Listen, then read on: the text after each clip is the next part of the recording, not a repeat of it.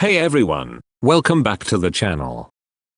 If you're working in Godot and you're stuck with an error script that just won't go away, this video will show you how to remove an error script completely.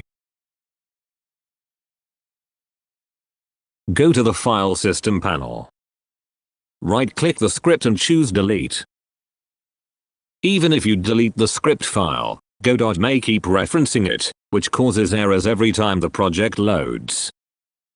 If you look at the node in the scene view, you still can see script attached to it visible. Click on the node, then in the inspector, look for the attached script. Click the script icon and choose Clear or Detach Script. This step is very important. Deleting the script file alone is not enough. Now safely close the script editor.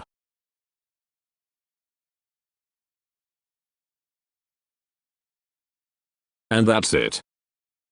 Your error script should now be completely removed. If this helped you, drop a like, subscribe for more Godot tutorials, and comment below if you are still stuck.